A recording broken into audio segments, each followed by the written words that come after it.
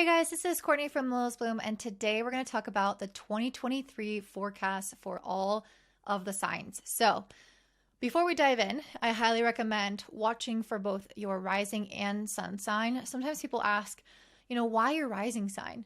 And this is because it will determine the house placements. However, over the years, I've also been watching for my sun sign, and this has always been really relevant as well. So, I highly recommend that. The other thing I will add is that this is not going to go over all of the details of 2023. That's going to be super overwhelming, take way too long. So today we're really just going to cover these larger kind of cycles and transits happening that will affect you on a soul level, that will kind of direct where your life is going, but maybe not each and every specific event. That's more so what I'll be doing in the moon forecasts. If you guys are interested in learning about what all of the transits are, all of the transits that I would look at that are important for 2023, I created a whole Notion template that you can purchase down below.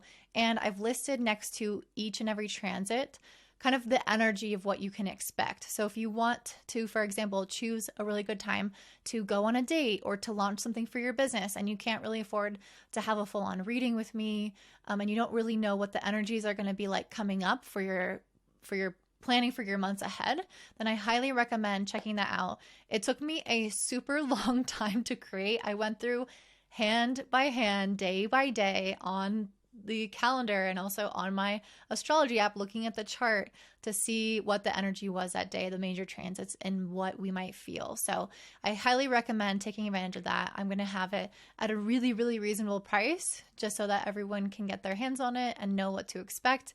And I also included charts for every new and full moon, so you can see all of the aspects themselves. And then you can also kind of follow along with me when I do my weekly forecast with the new and full moons. You'll be able to pull up the chart beforehand, maybe make some predictions if you're learning astrology. And of course, if you want to learn astrology with me, I also have a course, Astrology 101, that I've been adding lots of content to. And it's just a very powerful way to learn about yourself, your purpose, and what's coming up for you in the year. So if you're interested in that and you like the way that I teach astrology or talk about astrology, definitely check that out down below. Soon I'm going to be launching a kind of workshop, webinar style video with you guys where we're going to cover some really important topics that will link back to the astrology course. And that one will be totally free and very, very helpful. So stay tuned for that. Now let's go ahead and jump into all of the rising signs. All right, up next we have my beautiful Taurus. So for you guys, this year is going to be a big year, and there are many reasons. But one of them is that we are going to continue to have the North Node in your sign this year for part of the year. And another reason is that you guys are finally having Pluto move into your 10th house of Aquarius. So into the sign of Aquarius, 10th house of career. So it has been in the sign of Capricorn for the last 15 years, since 2008. And it has been a very slow change basically to the way that we are living in terms of our belief systems. Because for you, Pluto in Capricorn is in the 9th house. And so it's all about, what do I think about life? What do I think about society and the world and religion? And it's just kind of developing our stronger internal moral compass. And it has been there for so long. So for it to finally shift into a house, especially an angular house like the 10th house, is going to have a dramatic effect on your life. However, Pluto is also a very slow moving planet. It's going to be in your 10th house in Aquarius for 20 years. So we're not necessarily going to always feel an immediate shift or one specific event. It's going to be this larger process of discovering, who am I within the world? Who am I within my career? How am I meant to make an impact on people? What value do I have to offer? And so that's going to be your next 20-year cycle. And it can bring you actually more power and influence. When Pluto moves to the 10th house, it can challenge our power by having us encounter people that are kind of power hungry or try to take our power away in some ways. And it can also give us more because we fight back, we become stronger, we have really brave realizations about life and about ourselves, and we just are forever impacted as a result of that. So that's the larger cycle that you guys are going through. Pluto is not officially staying in Aquarius until January of next year, 2024. However, it is going to dip for a period of time from March 23rd to June 11th into the sign of Aquarius. So this is where we're going to get our taste test of what is life going to be like when Pluto moves into my 10th house. And so these specific months in March to June, you're going to kind of see what it's like to start to transform your concept of your identity within the external world and career, and your function almost as a leader in this area of your life. You guys are going to have Saturn move into the sign of Pisces, which is in your 11th house. So this is happening on March 7th. So Saturn moving into Pisces in general can give us a feeling of things ending, because Pisces is the last sign of the zodiac.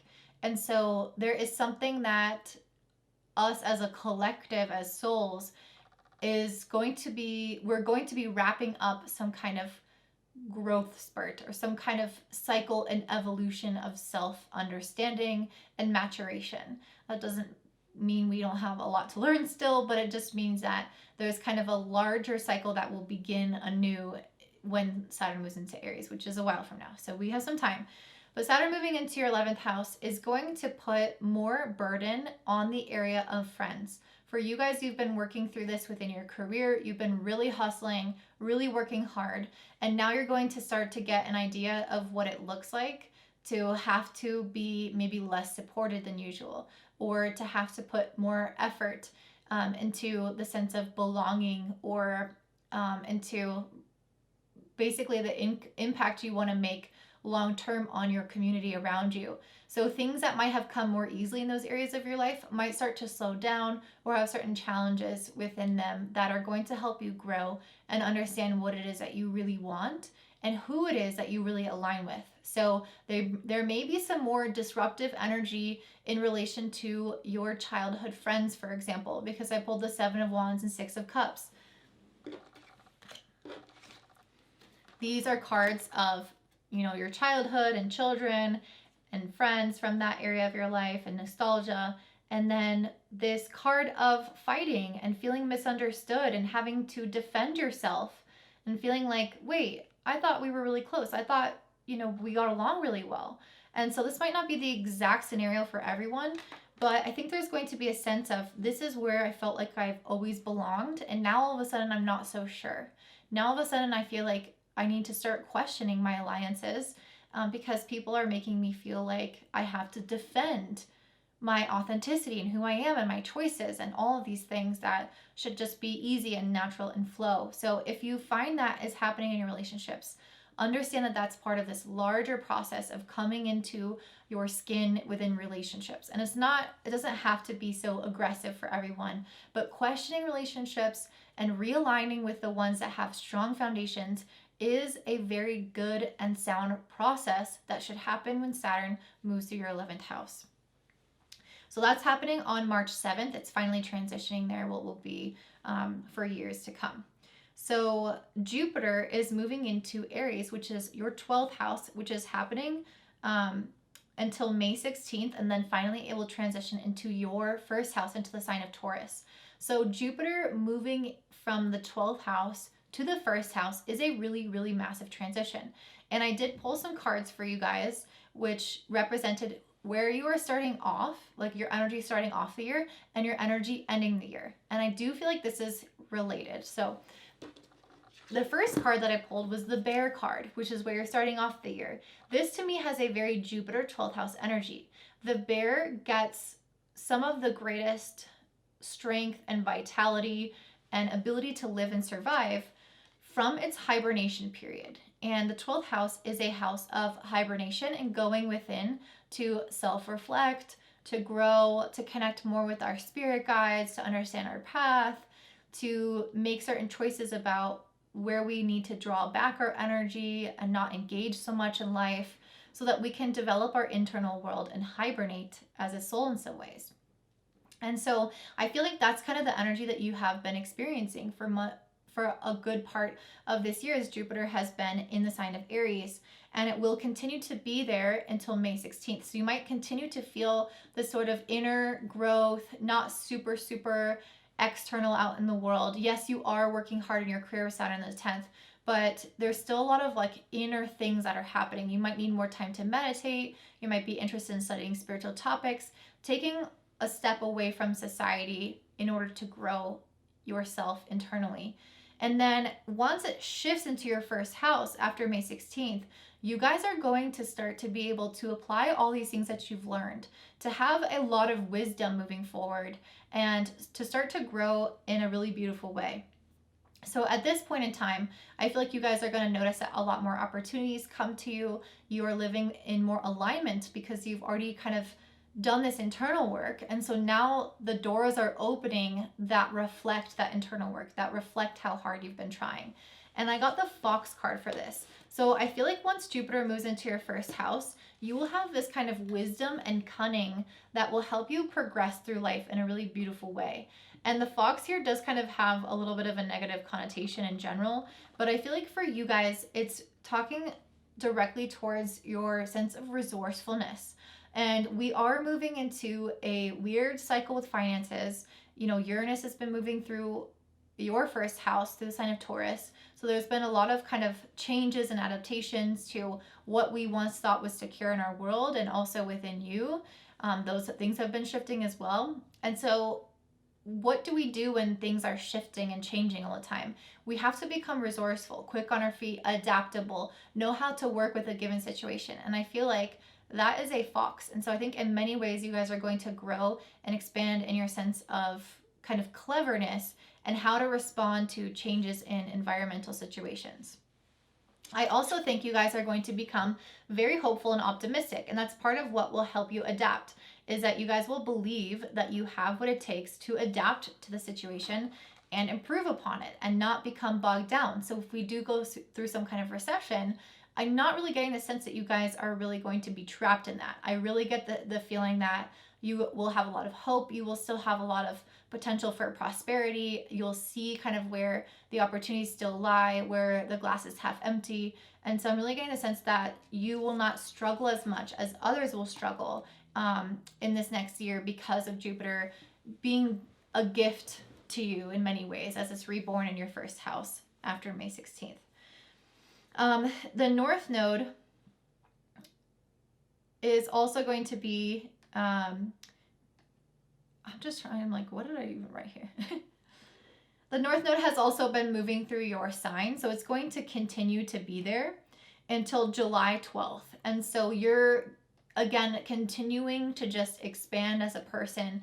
I feel like the universe is wanting more of your energy. It's wanting simplicity, practicality, devotion, quality, understanding of things, perseverance, patience, dedication, all of these elements of very kind of Taurus earthbound energy. That's what we want more of. And so if you guys can lean into that and create more of that in your life, the universe will attract people and situations to you that kind of need to feed off of that need to learn from you because they don't necessarily naturally embody that energy. Like me, for example, I'm a Gemini, so I'm kind of different than you guys. And so there's a lot of benefits that you can give to humanity if you embrace more of this energy, and you'll start to see that you also benefit from it significantly until it shifts signs in July.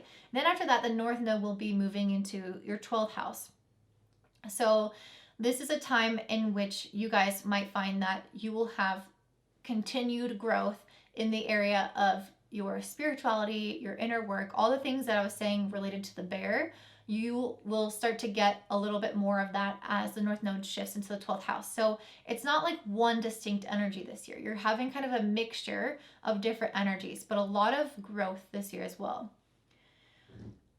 We also have Mars hanging out in the sign of Gemini for a very long time. It's been here for months in 2022, and then in 2023, it's going to be there until March. So you guys have been experiencing like a hyper drive focus on money because it's been in your second house. So it's all about, what can I produce in the world? How can I create more wealth? How can I create more value? How can I create more stability within myself and confidence?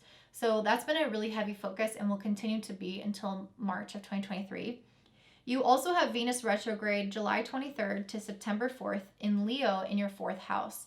So this is a time in which you might start to reflect back on the things that you have been putting effort and value into within your relationships, especially within the home. So this could be a time in which you kind of look back and you realize, hey, I've only been calling my mom 3 times a month. I really need to pick up the phone and talk to her more often. I'm feeling really disconnected from my roots, from my family, from where I grew up.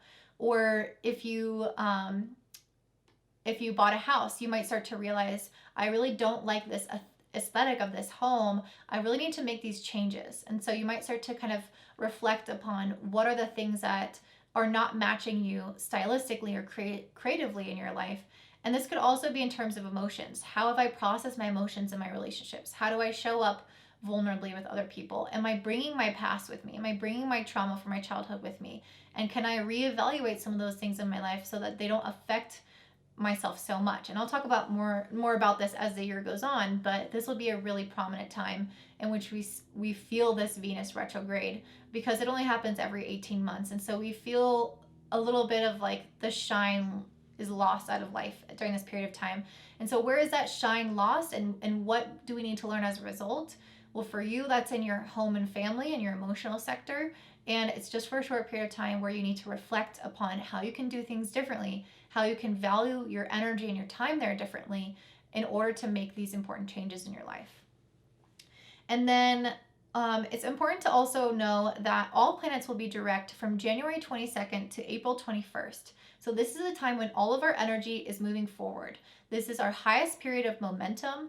This is when new things are a really great idea. So picking up a new course, getting a new relationship, moving to a new place or a new job, those things are all going to be highly supported, because a lot more energy is going to continue pushing us forward as a collective. So these are rare pockets of time that I want you guys to take advantage of.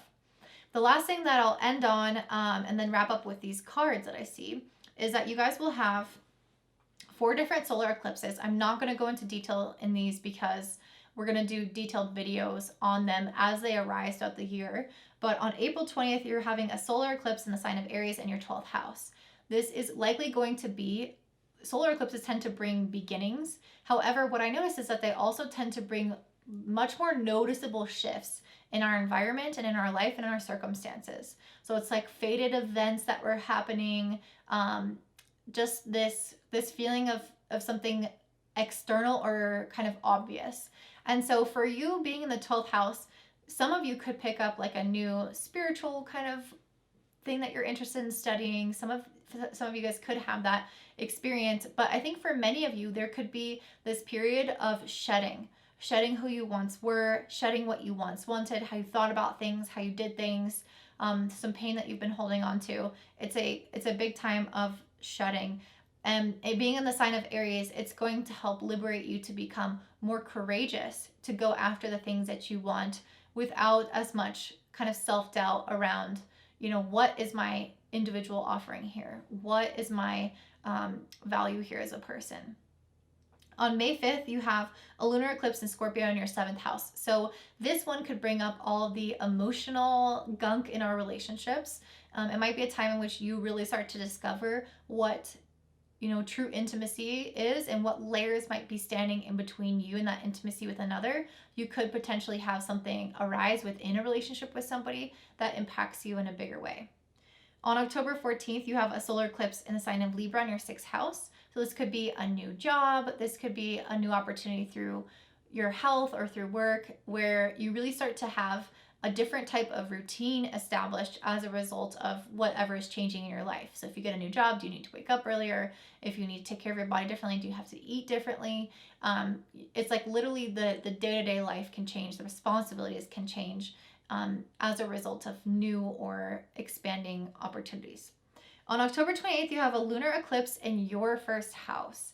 So I feel like this is a time in which you guys may have some big realizations about yourself. So where do I want to go? How do I perceive myself? How have I been acting up until now? How do others perceive me? How am I taking care of my physical appearance? All of these things related to the self can really come up in a big way, and it could be a time of real transformation. So let's go ahead and take a look at these cards. So we have the Nine of Cups and Four of Cups. So this is kind of similar to the energy, and then also followed by the Two of Pentacles. So I feel like these are all along the same storyline, where you have had Mars in your third house. So you have kind of had this really busy energy. And it's been, or wait, sorry, I think you've had Mars in your second house, sorry. You've been having this really busy energy in terms of asking yourself where you can make more money, how you can invest more energy into securing finances for you. And I feel like in many ways, you are going to be asking yourself throughout this year, what is it that I truly want? And with the Nine of Cups and the Four of Cups, there is a wish and a vision that feels really clear, and also the decision to leave behind certain things that don't align with that wish. And the Two of Pentacles to me is indicating that you could have been juggling these different areas of your life for a long time. And there might still be some juggling taking place, especially if there's a focus on relationships this year for you, because I did pull some relationship cards. So I do still feel like there's going to be some element of juggling, but I think that you guys are still going to become clearer and more honed in on your area of impact on the world. And especially, I mean, we have Pluto moving into your 10th house. So we're going to have an even greater focus on my impact. Who am I here to serve? You've been having Saturn move through there this last year. So you've been having a lot of pressure on like, where am I going long term? And so I feel like you guys are getting even clearer on that this year. You might have a wish come true, and as a result, you might have to say no to certain activities and things that will allow you to put all of your energy into that specific thing that you've been desiring for a long time. But again, I still see the juggling. I still feel like you're still going to be pretty busy, even though you might have to turn some things away.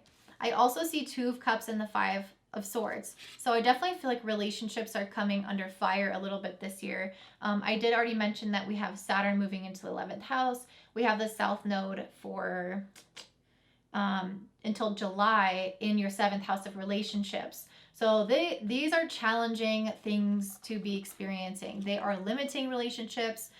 Some of them will end. Some of them will need to completely transform in order to maintain their value in your life. And if you have like a soulmate type of figure, you guys might be going through a little bit of a rockier period of time, especially when we have that lunar eclipse in Scorpio on May 5th. That can bring up some of those more emotional experiences. It's not to say that you're going to just break up with everybody and feel all alone, but it is going to be the area of life that will likely feel just a little bit more challenging than the other areas, because there is almost like a karmic kind of how do I explain this, like releasing this year. It's like you're releasing some karma, and in order to do that, you will have certain experiences and learn great things about relationships. So that's what I'm seeing for you, Taurus. I hope that resonates. If you want to learn about what all these transits are and kind of plan for your year, I have a Notion template that you can buy down below, where I have all the transits along with the code for kind of what they will look like. So is it a breakthrough day? Is it a sexy day? Is it a happy day? Is it a sad day? I'll have that link down below. And of course, if you want astrology reading from me, check me out at willsboom.com. I also have my astrology course, Astrology 101, that I've been adding lots of amazing content to, and I highly recommend taking. So definitely check that out down below, and I hope you have a great day. Bye.